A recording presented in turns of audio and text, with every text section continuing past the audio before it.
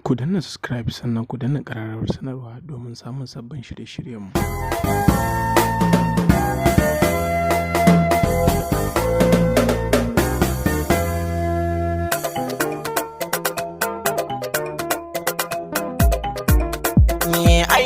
Naye mata sama kuyi lulaye ga abokan juna gangar kuma ke dokawa.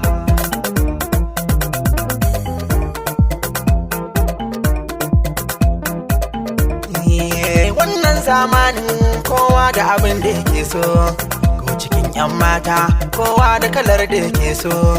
Wani tashi faraci wani ko 'yar bilaki yake so, ko adas na gurina shi ma da kalar da yake so.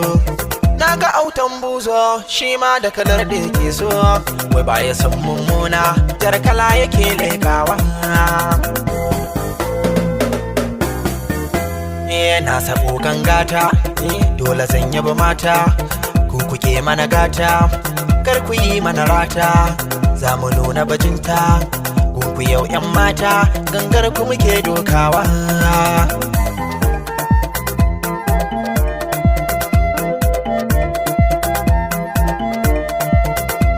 Mai waka na fito da baitin mata, kun ku zani ziyara dole ne na ɗauki jakata, sai ku bani masauki kun ku zani nuna bajinta, kar a bar ni a baya tun da ku kuke mana gata.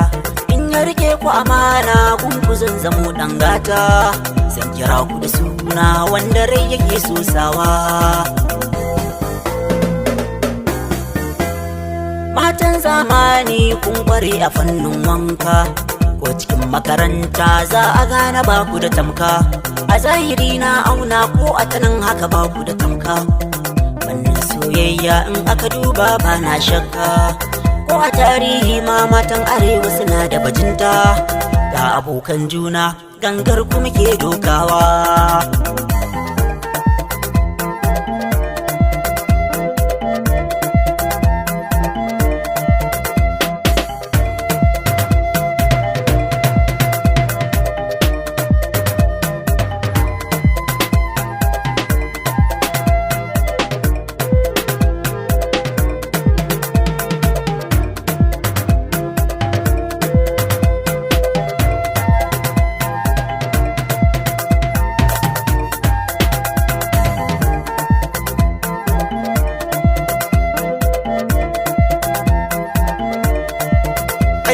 Naye mata sama kuyi lulaye, yau ga abokan juna gangar ku muke dokawa.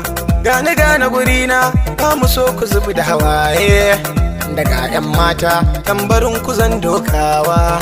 Kar ku samu ji kunya waƙar ku muke rerawa, mu da ku 'yan mata akwai amana ku yi dubawa.